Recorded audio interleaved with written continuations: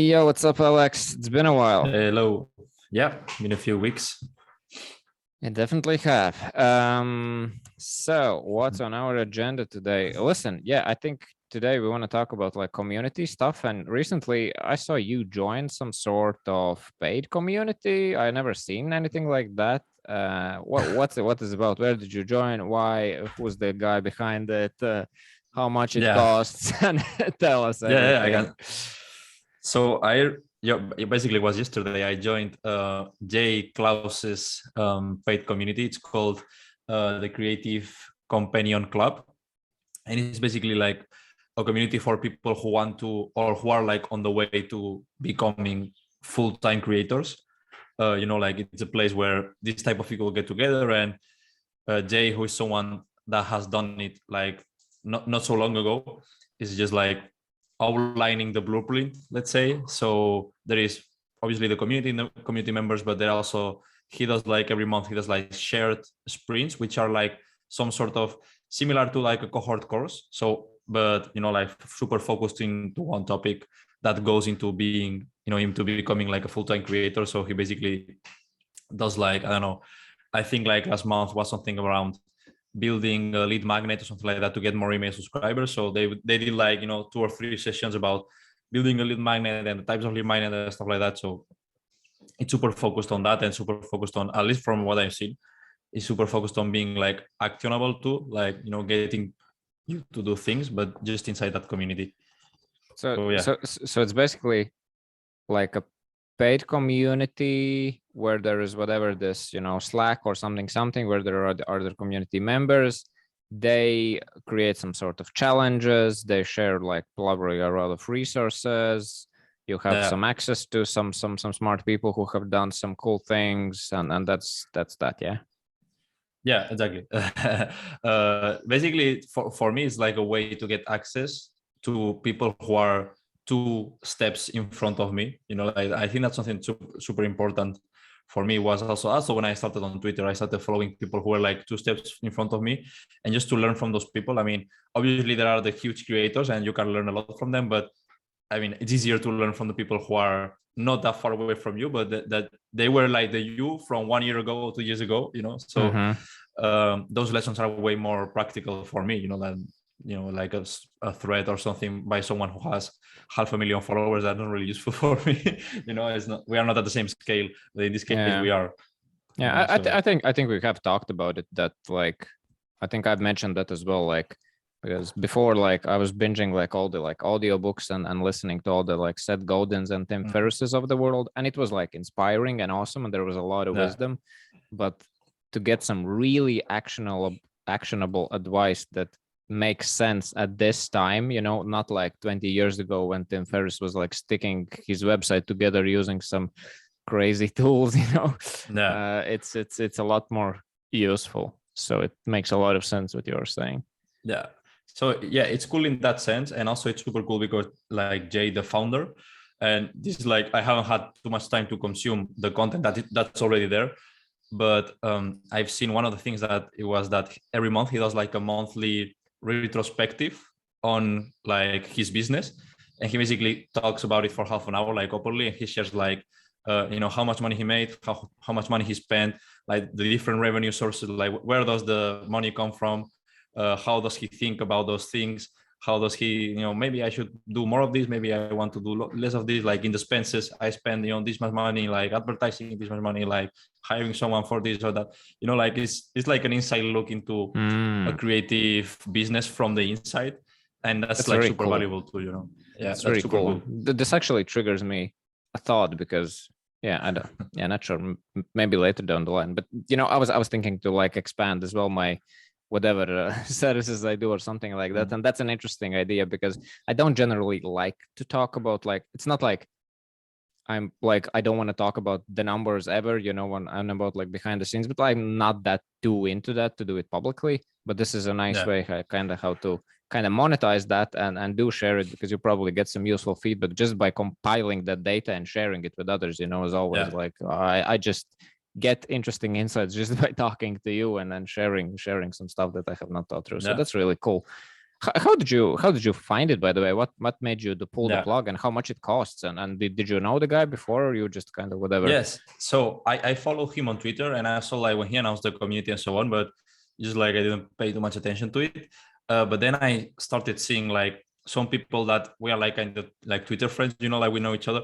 Some people were like starting to join that community, and they were saying like super nice things, like, hey, it's helping me a lot and stuff like that. So I directly asked one of them, which is, it's someone that it's actually the person that I asked is the person that was my first client when I started like doing like the freelance thing. It's called Justin Moore from Creator Wizards. Is like a sponsorship coach, for creators. So he basically has this huge like creator business himself, and he's part of the community. And I just asked him, I saw that you are part of the community, like, how does that work? And he told me that it was amazing, and he thought that I would be like a good fit for it too. So I just said, okay, let's the price is definitely not cheap. It's so actually, for what I see, you can only pay yearly, so you pay for the year like in advance, and it's $1,000, which seems like a lot at the beginning, but then if you divide it like per month, I think it's around $70 per month, something like that. I mean, I don't know the math exactly, like 70, 80, something like that, which it's still like, it's a lot of money, but at the same time, it's like an investment on education, of course. like maybe makes sense, it's but not that's that much. definitely it's definitely feels more on the high-ish end, not like your $50 Yes. one-time payment or something like that. It's like a recurring price. It's not that cheap. So let's hope it brings you good value. How much people are there? Yeah. I don't know exactly. Maybe let me check, because I think I can see. I think it's a bit more than 100, or something close to that, like around 100 people. It started not so long ago. Like it started, I think it was on January or February.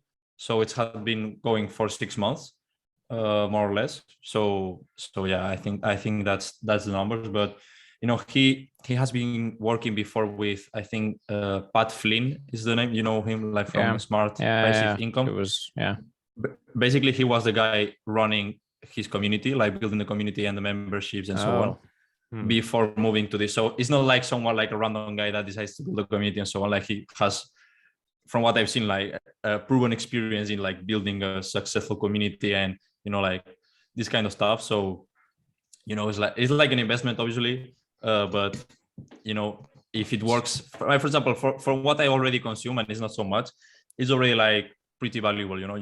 Just seeing it from the inside already gave me like a couple of ideas for my own business, and hopefully will pay out like really soon. I can just make $1,000. Sounds good. I will want to hear those ideas without paying the membership.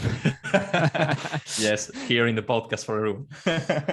Well, that's like, but that's how it works. We are now promoting that course completely for free, and I will ask him. there might be some person who joins just by listening to this podcast, because there's like 100 people listening every episode, and if we have like 1% conversion rate for the stuff that we talk about, then it's like we want our referral. That's cool. Excited for that. It's interesting. It's what I'm kind of getting here is it's always cool to see when people engage with products like these, because it's, I don't know, one thing that I kind of really struggle about is always like how much should I ask for my course, and and I think about some of these like crazy high priced courses, and I don't know, I struggle to make sense of it. And it's very helpful when I see somebody I know like joins kind of these things. And this is not like crazy high price, it's like $70 a month for a really helpful community. I think it's completely normal. Probably for US people it's like actually cheap. We are kind of from the Europe. It's still affordable for most of us, but it's not like super cheap. That might be for some US person who on average is like earns like 10K a month or something. So it's just cool to see that you kind of join, and then I can hear some insights, and I think it will help to build my muscle in future, maybe to ask more money for my products or something, and kind of just understand what's behind the scenes. And I also see it like that too, for like, because maybe this is something I'm not sure, but maybe this is something that I would like to do in the future, or something similar, like a community like that. And just seeing how one of these works from the inside is just like information and insights that you can steal, And I think, it really helps to switch like your thinking as well, because, if I imagine I would, for example, pay like 4,000 for like Ali Abdal's YouTube Academy, or 4,000 for David Perel's like Rite of Passage thing, then I would probably feel better myself, to understand to ask that type of money later down the line. It's not like I want it, but I'm just saying that that's kind of how you get used to these things. And whatever. Again, another random rant from Yanis, as always. No, it's cool. So like, because in your community you do like, I mean, your course comes with a community, and the things that you charge, like, you pay once and then never again, right? Like, you're always in the community for however long you are going to keep that alive, So do you have like, do you think that should be like two separate things, or somehow, or that maybe you should, I don't know, try to monetize it in another way, if ever, if you want to monetize it somehow? Or how do you think about that, if you ever think about it? I think my kind of inspiration, initially why I created community, initially I didn't actually want to create a community, but I just, when I created my course, I had this fear that I didn't want to make like a cohort-based course at that time. I wanted to make a self-paced course, but I was fearing that people will buy my course, they will go through the content, and they will struggle like to put everything to action, and they will just lack tailored feedback, and therefore my course will be like shitty. So one reason how I decided to fix that was just to create a community, and I committed, to give feedback to people. So I record Loom feedbacks for people who submit like visuals for feedback. And I think that is super helpful, and it is super helpful. Like, people report that that's one of the most awesome things in my course, that I actually give tailored feedback to the visuals that people make. And it's very, very helpful for them to like, to do this thing and get better at it. And that was the reason why I made it, that kind of community in general was just happened out randomly. And I think one inspiration, what I get and what I think is direction where I'm more going with this, is like Jack Butcher's Visualize Value. It probably started, with few people, with more involvement from his side, and so on. And now it's basically, just a couple of channels where people are just, he answers some questions, but it's very like natural. We're almost like a private Twitter, where there is no big commitment or anything, and it's just it is what it is. At least for now, I don't have any desire to create like a paid community that you have joined right now. I don't think that is something I would like to do. I'm more interested in like, I don't know, probably, creating books and doing some weird products or something. I, of course, love the aspect that there is this recurring income, which is pretty awesome. But that shouldn't be the main reason why you do things. There should be more incentives.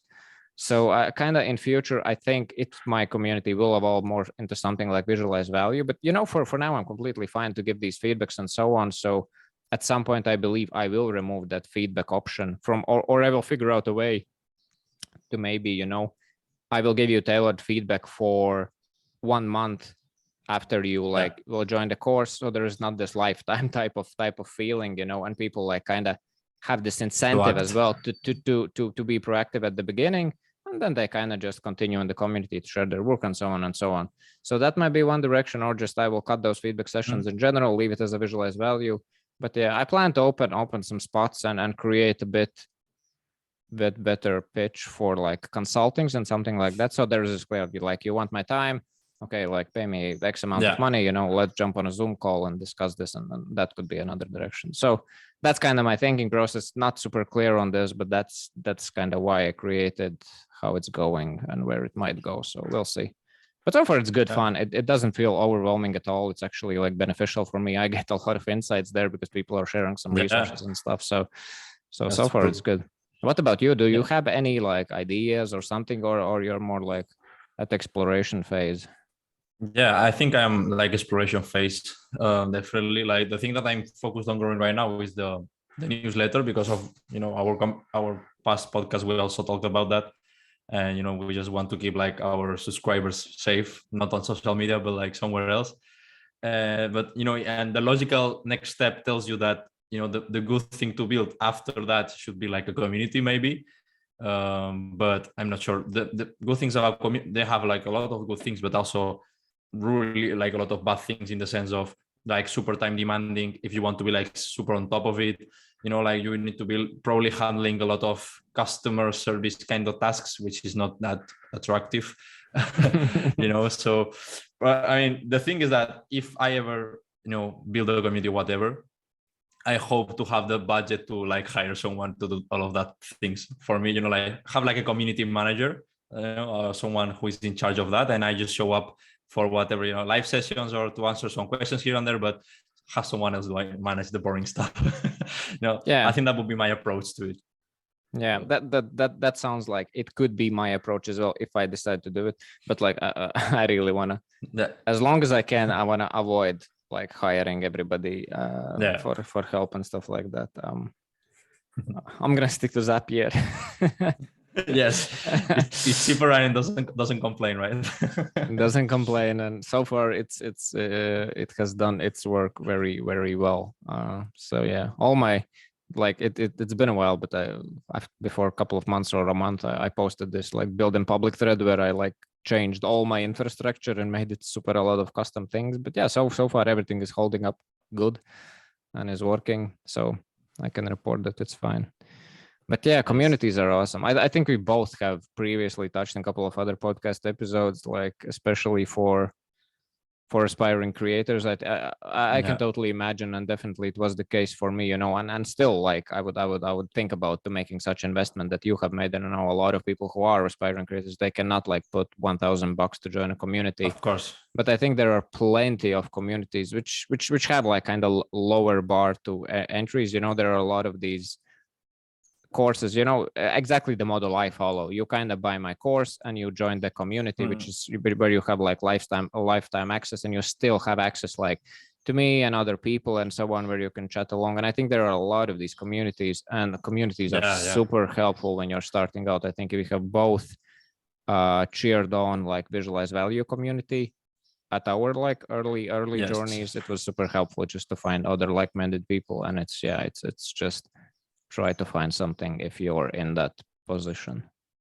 Yeah, it was, and it's super helpful, because I think we had the same experience. Like we didn't, maybe there was no one like around us in like real life that was interested, or at least so invested on becoming a creator or whatever. But then you go online and then you find that there are like tens and hundreds, even thousands of people who have like the same interests, and that's super, that's super cool. Just to be part of that group, like where you are sure that whatever you put there, you are not going to be like judged, or or whatever, then that's just amazing. So for me, yeah, that's true. Like if you are just starting out, like trying to find these places, these communities, is just going to be a hack, like a life hack for it. So definitely. Yeah, and I would even think about like really don't probably, I'm not sure, I can't really say this by knowing it like fully, but I think it's important not to join these. There might be these massive communities, because I remember I have joined like there is this, I think it's a big friend of Pat Flynn. His name is, I think, Chris Ducker, and he had this Upreneur community. It was like a forum back in the days, and I remember I joined that one, but that was just, it didn't felt too real, or just it was too big or something. So I think it's really important to find the communities that you see that you vibe with the person, and it's maybe not that huge, and so on. Because I still think like Jack Butcher's community like is amazing and so on, but I believe it's not the same that it was back then. When things are like kind of early and so on, it tends to be better, and there will be like more small, awesome group of people then it's just when it gets too big, you might lack that human factor. Maybe I might be completely off the Yeah, rails no. here, but that's how I think about No, it a bit. I think you're right. Like the bigger it gets, is probably the less, the less community generates, right? It also So, yeah, it also reminds me of one like appraisal I got, not appraisal, but I was just I think it was in one of not our office hours in my course, but in the like coffee sessions where we just hanged out and just talk about stuff. And there was this one, she's like very established creator in some niche, but quite big and so on. And I kind of asked like why she joined my course or just what's the reason. And I liked what she said, that she really likes to join like first time course creators or like people who are early in the journey, because there is this like passion and then just like a different vibe.